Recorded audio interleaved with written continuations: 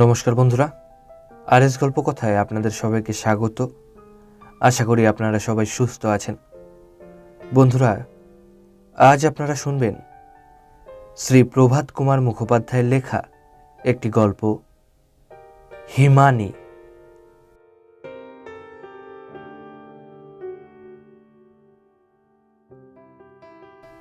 মণিভূষণ আজ হিমানীর নিকট চিরদিনের জন্য বিদায় গ্রহণ করিতে আসিয়াছে। হিমানীর পিতা বাবু কালিদাস মিত্র খ্রিস্ট ধর্মাবলম্বী, কলিকাতার একটি প্রসিদ্ধ মিশনারি কলেজের অধ্যাপক। মণিভূষণ আজ 5 বৎসর যাবৎ এই কলেজের ছাত্র। কলেজে মণিভূষণের মতো প্রতিভাসম্পন্ন ছাত্র দুইটি ছিল না। যেমন তাহার মেধা, তেমনি বুদ্ধি। তাহার উপর আবার ঈশ্বর তাহাকে প্রচুর দেহ সৌন্দর্যের অধিকারী করিয়া মণিকাঞ্চন যোগ সাধন করিয়াছিলেন। অধ্যাপক মিত্র মণিভূষণকে অত্যন্ত স্নেহ করিতেন। মণিভূষণ তাহার বাটিতে সর্বদাই যাতায়াত করিত। অনেকবার চা পান করিবার জন্য নিমন্ত্রিত হইয়া রাত্রি 10টা পর্যন্ত সে গুরুগৃহে অতিবাহিত করিয়া গিয়াছে। অধ্যাপকের পরিবারস্থ সকল স্ত্রী পুরুষের সহিত সে অবাধে মিশিতে পাইত। মণিভূষণ সুকণ্ঠ গায়ক, চিত্রবিদ্যা নিপুণ, চমৎকার করিয়া ইংরাজি ও বাংলা কবিতা আবৃত্তি করিতে পারে। এই সমস্ত গুণের জন্য সে সকলেরই স্নেহভাজন হইয়া উঠিয়াছিল। কিন্তু সে যে সর্বনাশ করিয়া বসিয়াছে। আপনার পায়ে আপনি কুঠার মারিয়াছে এবং অন্যের পায়েও মারিয়াছে। দিনে দিনে অল্পে অল্পে সে অধ্যাপকের কুমারী কন্যা হিমানীর হৃদয় অধিকার করিয়াছে এবং নিজেও হিমানীকে ভালোবাসিয়া মরিয়াছে। মণিভূষণ হিন্দু, তাহার পিতামাতা আত্মীয় স্বজন সকলেই গোঁড়া হিন্দু, তাহাতে আবার সে বিবাহিত। খ্রিস্ট ধর্ম অবলম্বন করিয়া যে হিমানীর পানি গ্রহণ করিবে সে পথ বন্ধ। সে যে বিবাহিত তাহা এই পরিবারে কারও অবিদিত ছিল না। হিমানীও তাহা প্রথমাবধি জানিত। তাহাদের পরিণয় অসম্ভব জানিয়াও কেন তাহারা যে পরস্পরকে প্রথমে ভালোবাসিতে আরম্ভ করিল, কেন যে সেই ভালোবাসা অঙ্কুরে বিনাশ না করিয়া মনোমধ্যে স্নেহবারী সিঞ্চনে পরিপুষ্ট পল্লবিত মঞ্জরিত করিয়া তুলিল, আমি তাহার কি সদুত্তর দিব। উভয়ের মনোভাব যখন ক্রমে বিপজ্জনক অবস্থায় পরিণত হইল, যখন জানাজানি হইল, তখন সেই প্রবীণ অধ্যাপক ও তাহার পত্নী কি উপায় হইবে এই পরামর্শ স্থির করিতে বসিলেন। ইহাদিগকে চিরদিনের জন্য বিচ্ছিন্ন করিয়া দেওয়া ছাড়া আর অন্য উপায় দেখা গেল না। অধ্যাপক মিত্রের অন্তঃকরণটি বড়ই কোমল ছিল।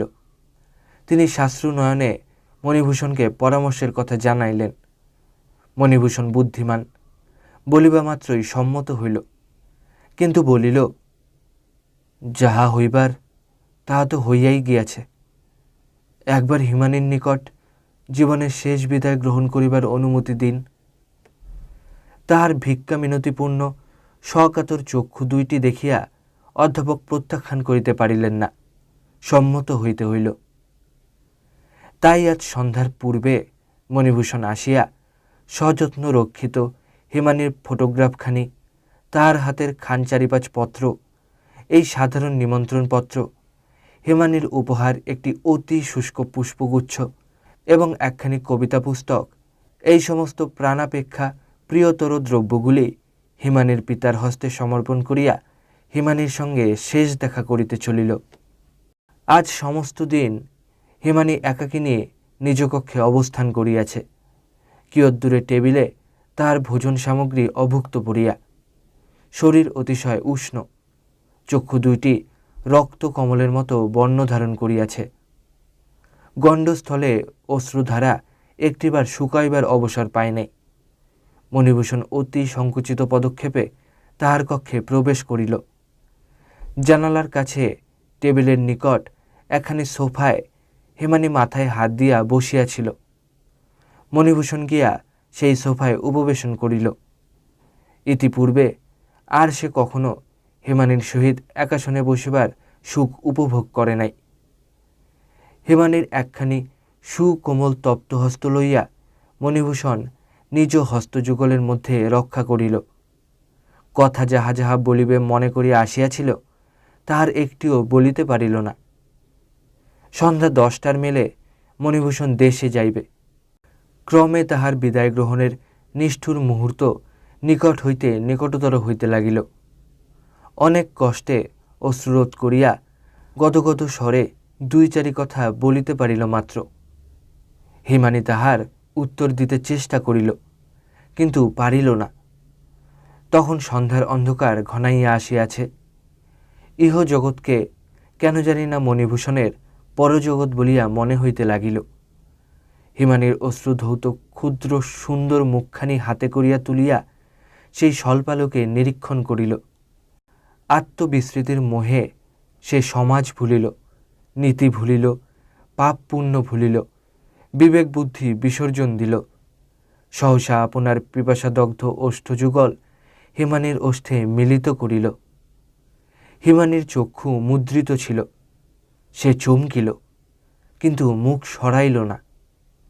সহসা যেন মণিভূষণের হৃদয়ে অশান্তির তুফান কিয়ৎ পরিমাণে প্রশমিত হইল।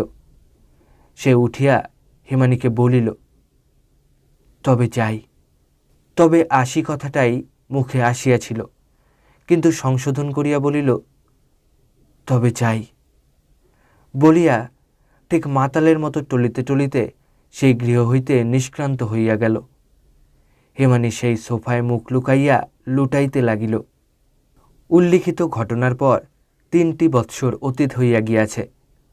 এই সময়ের মধ্যে আমাদের মণিভূষণের জীবনে প্রভূত পরিবর্তন ঘটিয়াছে। সামন্তপুর গ্রামের উত্তর সীমা হইতে কিছু দূরে সরস্বতী নামে একটি ক্ষুদ্র নদী প্রবাহিত। প্রস্থে 4-5 হাতের বেশি হইবে না। বৎসরের অধিকাংশ সময়ই হাঁটিয়া পার হওয়া চলে। 2 তীরে আমবাগান, বাঁশঝাড়, ঝাউবন প্রভৃতি শাখা বিস্তার করিয়া দাঁড়াইয়া সূর্যতাপ হইতে এই ক্ষীণতোয়া নদীটিকে রক্ষা করিতেছে। এই নদীর তীরে মণিভূষণের নবনির্মিত আবাসগৃহ, বাংলো ধরনের একটি ক্ষুদ্র বাড়ি। চারিপার্শ্বে দেশি বিলাতি নানা জাতীয় ফল ফুল ও পাতার গাছ, বাগান ঘিরিয়া সবুজ রং করা লোহার রেলিং। এই গৃহে মণিভূষণ একাকী বাস করে। এখন তাহার বিস্তৃত ইষ্টকের ব্যবসায়। সরস্বতীর উভয় তীরে যতগুলি পাজা দেখা যাইতেছে সমস্তই তাহার। যখন কলেজে পড়িত তখন রসায়ন শাস্ত্রের প্রতি তার অধিক অনুরাগ ছিল। বিভিন্ন স্থানের মৃত্তিকার রাসায়নিক পরীক্ষা করিয়া সে জানিয়াছে এই স্থানের মৃত্তিকাই ইষ্টক নির্মাণের পক্ষে সর্বাপেক্ষা উপযোগী। বিলাত হইতে এই ব্যবসায় সম্বন্ধীয় রাশি রাশি পুস্তক আনাইয়া সে পাঠ করিয়াছে। 1 বৎসরকাল ক্রমাগত টেস্ট টিউব ভাঙিয়া এবং স্পিরিট পোড়াইয়া একটি চূর্ণ আবিষ্কার করিতে সমর্থ হইয়াছে, যাহা কাদায় মিশাইলে ইষ্টক বেশ লাল আর খুব শক্ত হয়। এই উৎকর্ষের জন্যই মণিভূষণের ইষ্টকের অনেক দূর পর্যন্ত এত আদর।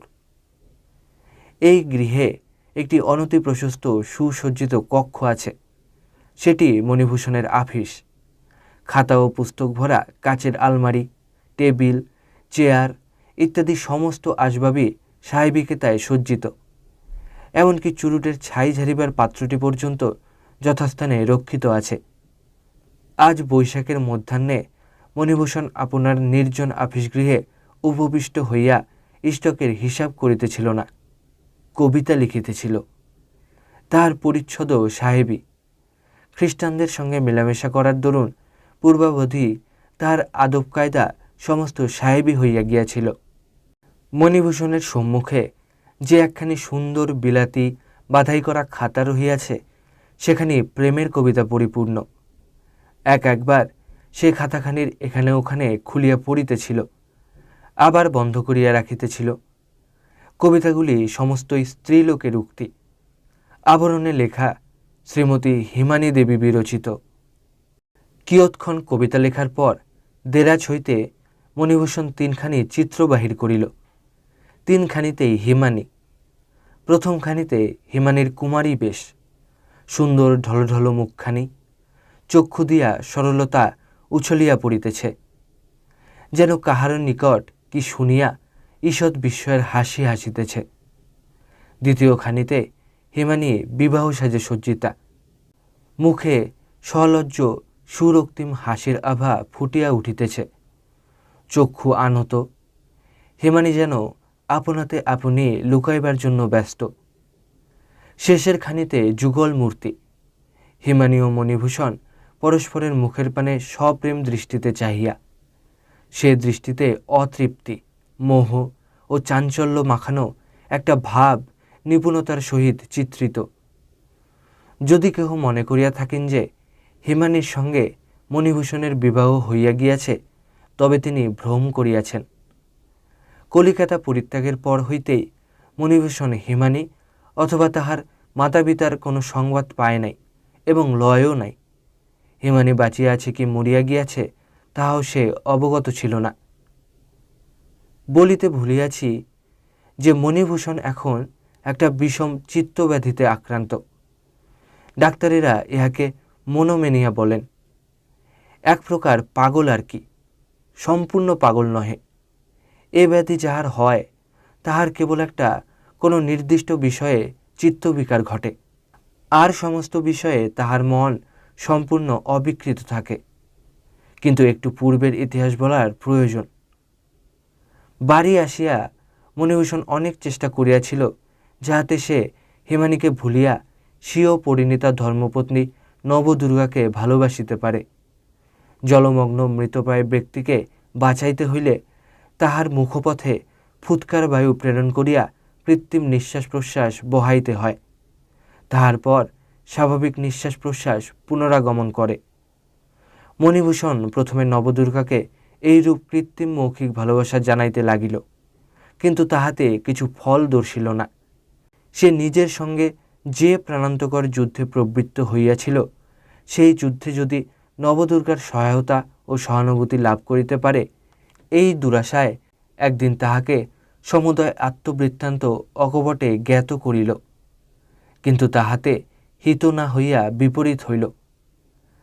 স্বামীর মুখে যাহা শুনিল তাহা তো নবদুর্গা বিশ্বাস করিলই, তাহা ছাড়া স্বামীর প্রতি অন্য সন্দেহ করিল এবং স্বামীকে মিথ্যাবাদী, প্রতারক, ভণ্ড তপস্বী বলিল। অকথ্য ভাষায় হিমানীর প্রতিও আক্রমণ করিল।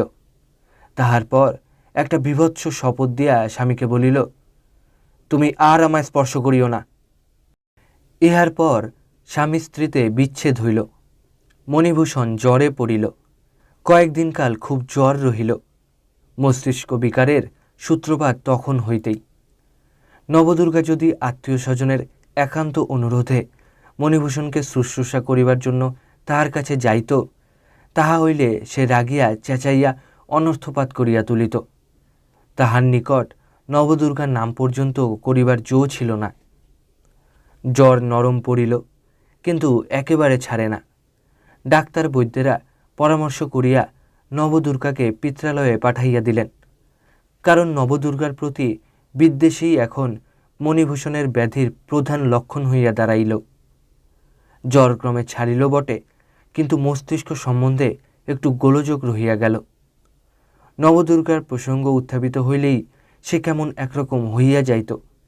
নবদুর্গাকে এই কারণে পিত্রালয় হইতে আনা হইল না এবং পরিবার মণ্ডলীতে তাহার সর্বপ্রকার প্রসঙ্গ বর্জিত হইল। ইহার পর গ্রামের চতুর্দিকে মণিভূষণ মৃত্তিকা পরীক্ষা করিতে আরম্ভ করিল।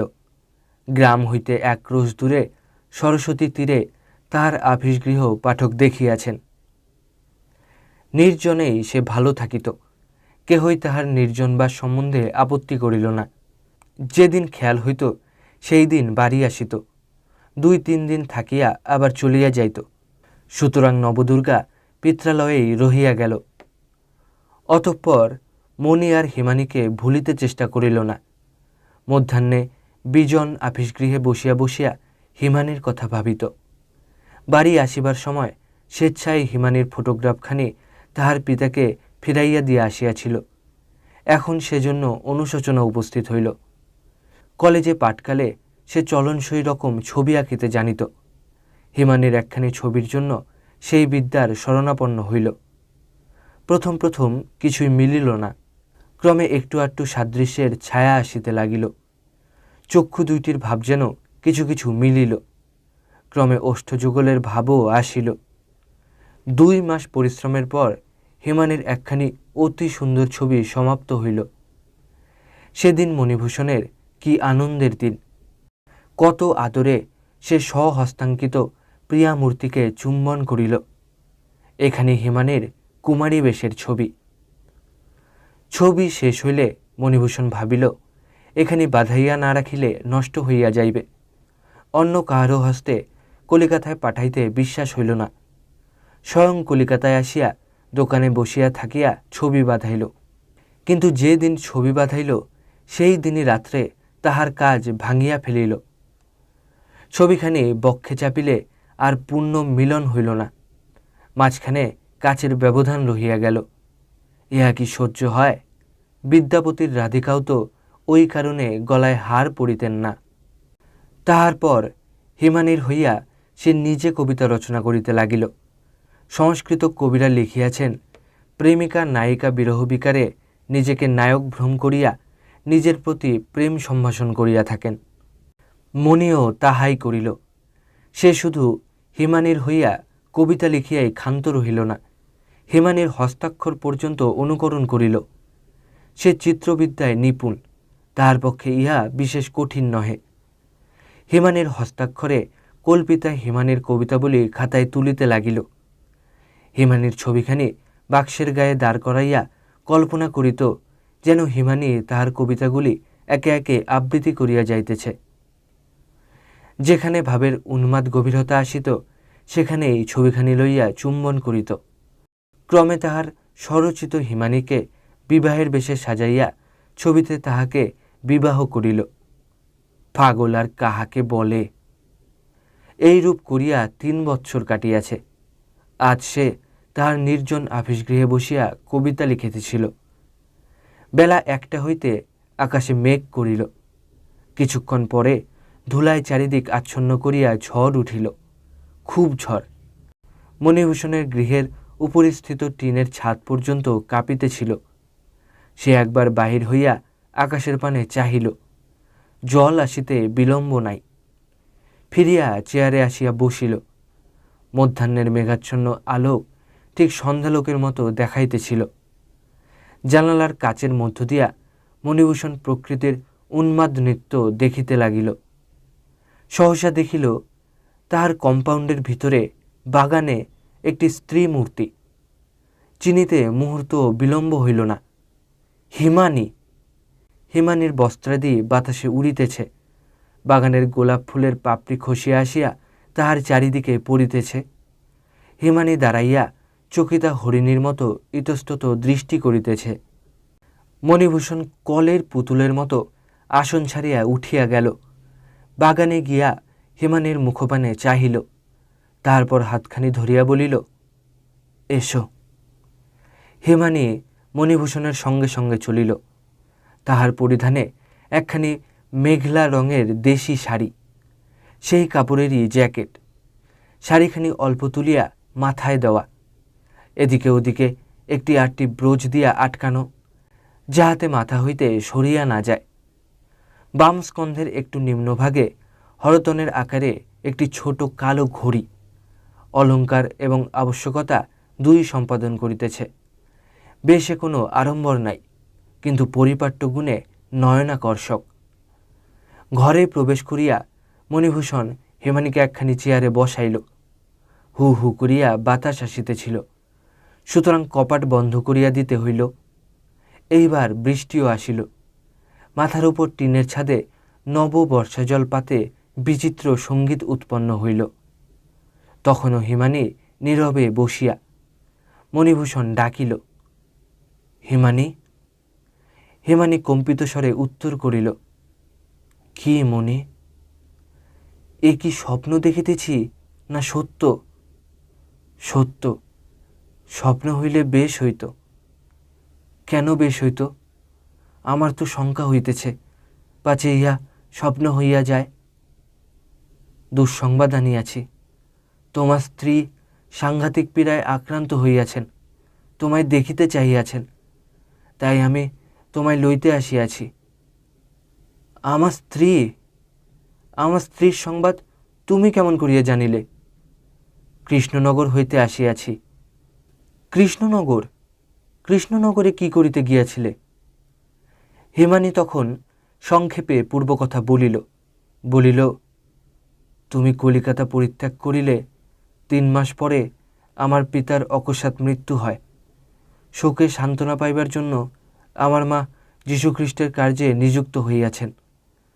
কৃষ্ণনগরে যে জেনানা মিশন খুলিয়াছে, তিনি তাহার কর্ত্রী। আমি তাহার কাছে থাকিয়া চিকিৎসা ব্যবসায় করি। এইরূপ 2 বৎসর আমরা কৃষ্ণনগরে। শুনিয়া মণিভূষণ বলিল, আমার স্ত্রীর পীড়ার সংবাদকে দুঃসংবাদ কেন বলিতেছ হিমা? আমার স্ত্রী যতদিন বাঁচিয়া থাকিবে ততদিন তাহারও জীবন দুঃখময়, আমারও তাহাই। হেমানী বলিল, ছিমনি, ও কথা মুখে আনিও না। স্বর্গে ঈশ্বর আছেন, তিনি ইহা শুনিয়া কি মনে করিবেন? আমি তোমার কথায় লজ্জিত হইতেছি। মণিভূষণ কিছুক্ষণ চুপ করিয়া রহিল, পরে বলিল, 2টি প্রাণীকে চিরপিপাসায় দগ্ধ করা কি ঈশ্বরের মতো কার্য? হেমানী বলিল, ছিমনি, ও কথা বলিও না। ঈশ্বরের উপর বিচার করিবার অধিকার আমাদের নাই। তাহা ছাড়া কেন তুমি ভুলিয়া যাও যে তুমি বিবাহিত ব্যক্তি এবং তোমার স্ত্রী বর্তমান? মণিভূষণ বলিল, সত্য বলিয়াছ হিমানী, আমার স্ত্রী বর্তমান এবং তিনি এই ঘরেই আছেন। দেখিবে, তোমাকেও ঠিক আমার স্ত্রীর মতো দেখিতে, তাই ভ্রম করিয়াছিলাম। হেমানী ভয় ও বিস্ময়ের সহিত মণিভূষণের মুখপানে চাহিল। তাহার উন্মাদ ব্যাধির কথা সে পূর্বেই শুনিয়াছিল। মণিভূষণ ছবি 3খানি বাহির করিয়া হেমানীর হাতে দিল। হেমানী অনেকক্ষণ ধরিয়া সেই অল্প আলোকে ছবিগুলি দেখিল। ওদিকে মুখ ফিরাইয়া গোপনে 2 ফোঁটা অশ্রুমোচন করিল। মনে মনে ভাবিল, মানুষ জন্ম অপেক্ষা ছবি জন্ম অনেক ভালো। শেষে ছবিগুলি ফিরাইয়া দিয়া বলিল, এ তুমি কোথায় পাইলে? মণিভূষণ উত্তর করিল, তুমি দিয়াছিলে মনে নাই? আমার বুকের ভিতর রাখা ছিল, তিল তিল করিয়া বাহির করিয়াছি। আর হেমানী পারিল না।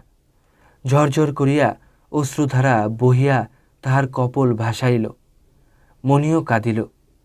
হেমানী একটু সুস্থ হইয়া বলিল, মণি, এতদিন তবে কি করিলে? মণিভূষণ বলিল, তুমিই বা কি করিলে? হেমানী বলিল, আমি যে কি করিয়াছি তাহা ঈশ্বরই জানেন। মণিভূষণ বলিল, আমিও জানি, এই দেখো। বলিয়া কবিতার খাতাখানি হেমানীর হাতে দিল। হেমানী দেখিল তাহার হস্তাক্ষর, পড়িল, তাহারই মনের কথা বটে। মণিভূষণকে একটা কথা বলিতে যাইতেছিল, কিন্তু তখনই আত্মগ্লানি আসিয়া তাহার কণ্ঠ চাপিয়া ধরিল। ভাবিল, এই কি করিতেছি?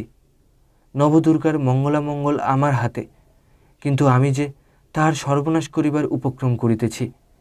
নিবানো আগুন আবার জ্বালিতে বসিয়াছি। তখন জল ছাড়িয়াছে, আকাশও পরিষ্কার। হেমানী উঠিয়া দাঁড়াইল, বলিল, মণি, অনেক বিলম্ব করিয়া ফেলিলাম। 5টার গাড়িতে আমাকে কৃষ্ণনগর ফিরিতেই হইবে। আমার হাতে ভিন্ন নবদুর্গা ঔষধ খায় না। তুমি কাল যাইবে তো? মণিভূষণ ভাবিয়া বলিল, যাইব। মনে মনে বলিল, প্রাণেশ্বরী, তোমার দেখা পাইবার জন্য নরকেও যাইতে পারি। হেমানী বলিল, তবে আমি চলিলাম। মণিভূষণ স্টেশন অবধি হেমানীকে রাখিয়া আসিতে চাহিল। হেমানী আপত্তি করিল, কিন্তু মণিভূষণ শুনিল না, সঙ্গে গেল। পথে হেমানী মণিভূষণকে সাবধান করিয়া দিল, তোমার সঙ্গে যে আমি পূর্বাবধি পরিচিত তাহা সেখানে প্রকাশ করিও না। পরদিন মণিভূষণ শ্বশুরালয়ে যাত্রা করিল। গিয়া দেখিল স্ত্রীর পীড়া সাংঘাতিক অবস্থা অতিক্রম করিয়াছে, একটু সুরাহা হইয়াছে। হেমানী স্বয়ং চিকিৎসা করিতেছে। তাহার শ্বশ্রু ঠাকুরানী আসিয়া কাঁদিতে লাগিলেন, বলিলেন, বাবা, এতদিন পরে কি মনে পড়িল? ও ছেলে মানুষ, ওর কি বুদ্ধি আছে? ওর কথা কি আর ধরিতে হয়? মণিভূষণ অপ্রতিভের মতো মাটির পানে চাহিয়া বাম হস্তে গুম্ফ প্রান্ত পাকাইতে লাগিল। কোনো উত্তর করিতে পারিল না। হিমানীকে সেখানে সবাই মেম ডাক্তার বলিত। মণিভূষণ শুনিল, মেম ডাক্তার 2 বৎসর যাবৎ নবদুর্গার সহিত সখিত্ব বন্ধনে বদ্ধ। এই 2 বৎসরের প্রায় প্রতিদিনই তিনি আসিয়া নবদুর্গাকে লেখাপড়া এবং নানা প্রকার শিল্পকর্ম শিখাইয়াছেন।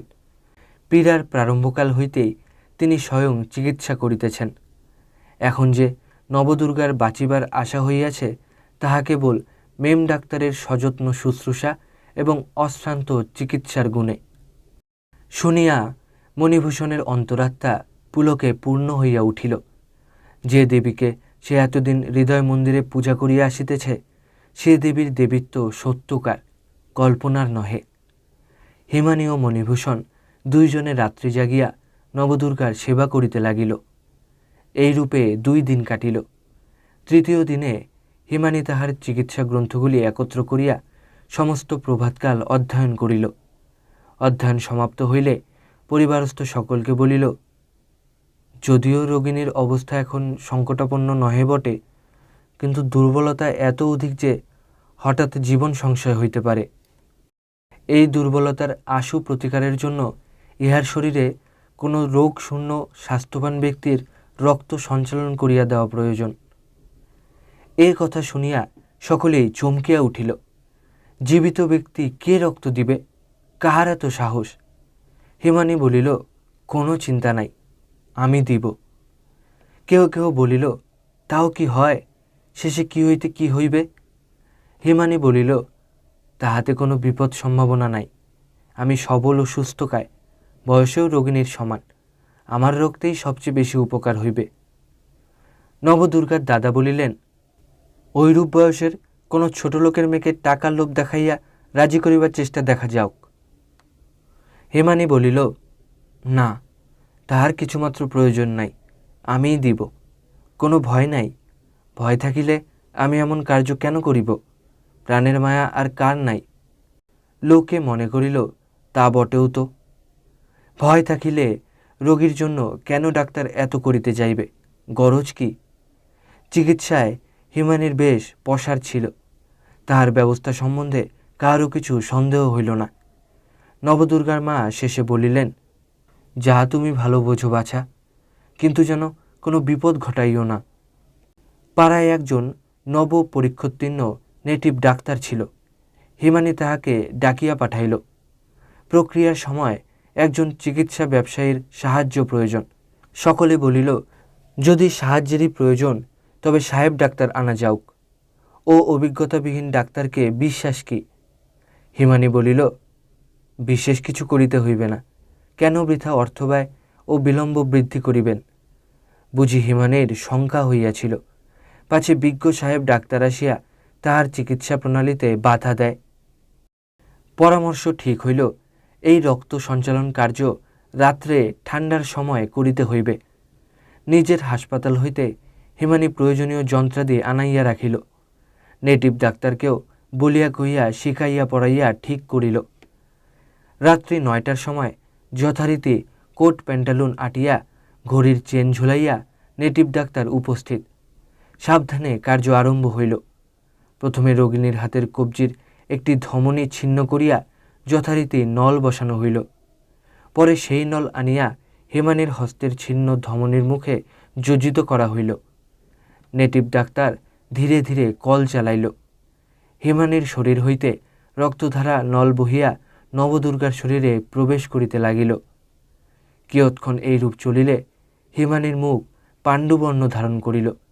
চক্ষু বসিয়া গেল, হাত পা কাঁপিতে লাগিল।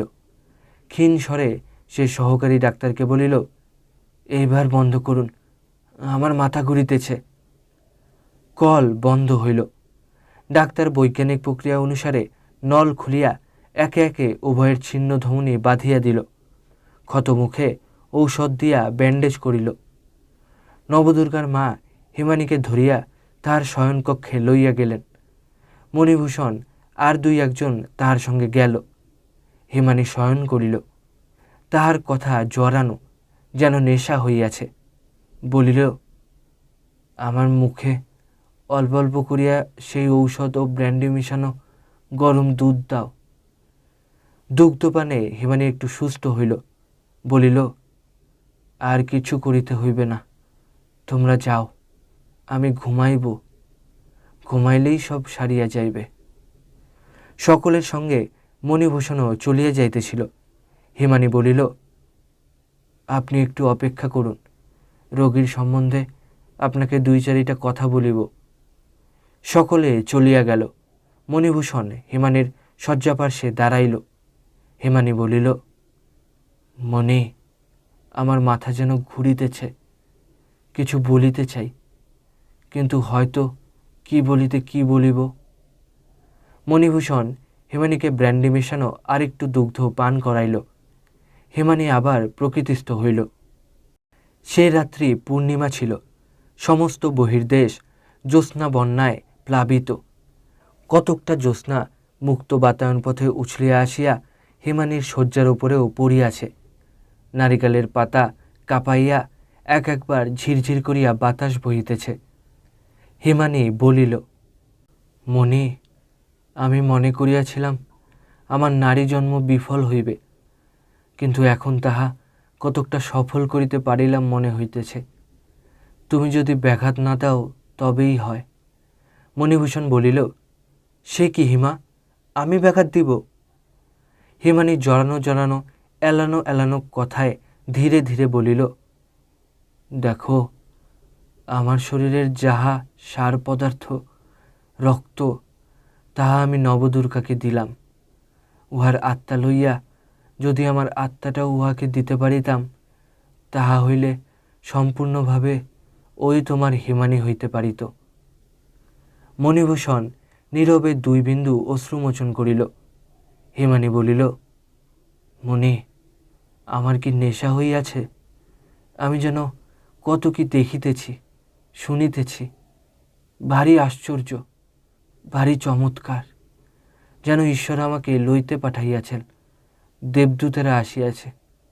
আমি তো যাইব না, নবদুর্গা যাওক। মণিভূষণ বলিল, হিমা, তুমি অমন করিতেছ কেন? আর একটু দুধ দিব? হিমানী আবার দুগ্ধ পান করিল। আবার একটু সুস্থ হইয়া বলিল, কতকগুলো কি স্বপ্ন দেখিতেছিলাম, কিন্তু বড় চমৎকার স্বপ্ন। দেখো মণি, আমি যেন নবদুর্গা হইয়া জন্মিয়াছিলাম, আর তোমার সঙ্গে আমার বিবাহ হইতেছিল। আমি যদি নবদুর্গা হইয়া জন্মাই, তবে তুমি কি আমায় এমনই ভালোবাসিবে? মণিভূষণ বাষ্পাকুল স্বরে বলিল, হা হিমা, এমনই ভালোবাসিব। হিমানী বলিল, তবে কাল প্রাতে আমার আত্মা নবদুর্গার সঙ্গে বিনিময় করিব। এই সময় নিশীথ নিস্তব্ধতা ভঙ্গ করিয়া দূরে কোনো একজন হিন্দুস্থানি গলা কাঁপাইয়া গাইয়া উঠিল। হিমানীর কানে এই গান পৌঁছিল। সে জাগিয়া উঠিল।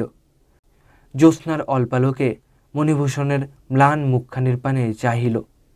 মণিভূষণ তখন হিমানীকে নিদ্রাতুর দেখিয়া যাইবার উদ্যোগ করিতেছে। হিমানী ডাকিল, মণি। মণিভূষণ এই সোহাগের স্বরে গলিয়া উত্তর করিল, কি হিমা? হিমানী বলিল, মনে পড়ে। মণি হিমানীর মুখের পানে চাহিল। হিমানী বলিল, সেই একদিন কলিকাতায়, যেদিন তুমি আমাকে ফেলিয়া আসিয়াছিলে। সেই হিন্দুস্থানি তখনও গলা কাঁপাইয়া পুনঃ পুনঃ গাহিতেছে, সুখ সাগর মে আয়োকে ন যাইও রে পেয়াসা। মণিভূষণের মনে পড়িল। সঙ্গে সঙ্গে একটি সুগভীর দীর্ঘ নিঃশ্বাস পড়িল। হিমানী বলিল, আমার বড় ঘুম পাইতেছে। সেদিন যাইবার সময় যাহা দিয়াছিলে তাই দিয়া যাও। মণিভূষণ হিমানীর বিবর্ণ শীতল ওষ্ঠা ধরে একটি প্রগাঢ় চুম্বন অঙ্কিত করিল। হিমানী বলিল, সেবারে 2 জনেই মনে করিয়াছিলাম এই দেখা শেষ দেখা, কিন্তু আবার দেখা তো হইল। সেদিনের বিদায় চুম্বনের যাহা গুণ ছিল, এটিতেও যেন তাহাই থাকে। আবার যেন দেখা হয়। আবার ঘুম পাইতেছে। এখন তুমি যাও। মণিভূষণ বাহির হইয়া গেল। হিমানীকে একাকী রাখিয়া আসিয়া তাহার মনে নানারূপ আশঙ্কা হইতে লাগিল। ভাবিয়া চিন্তিয়া সে তাহার শালাজকে হিমানীর শয়নকক্ষে পাঠাইয়া দিল। তিনি গিয়া দেখিলেন হিমানীর বিছানা রক্তে ভাসিয়া গিয়াছে। বুকে হাত দিয়া দেখিলেন হৃৎস্পন্দনও থামিয়াছে, নিঃশ্বাসও বহিতেছে না। চিৎকার করিয়া ছুটিয়া তিনি বাহিরে গেলেন। সকলে আসিল, ডাক্তার আসিল, আলো জ্বলিল। পরীক্ষা করিয়া ডাক্তার বলিল, কি সর্বনাশ! ইনি ব্যান্ডেজ খুলিয়াছেন, ধমনীর মুখ ছিঁড়িয়া দিয়াছেন, শরীরে যাহা অল্প রক্ত অবশিষ্ট ছিল তাহা নির্গত হইয়া গিয়াছে। ইহা ইচ্ছাকৃত আত্মহত্যা। মণিভূষণের পাগলামি ব্যাধি আরও বৃদ্ধি পাইয়াছে, কিন্তু সেই ব্যাধিতেও একটা সুলক্ষণ দেখা যায়। স্ত্রীর প্রতি তাহার মন আশ্চর্যরূপে ফিরিয়া গিয়াছে। এখন সে স্ত্রীকে হিমানী বলিয়া ডাকে।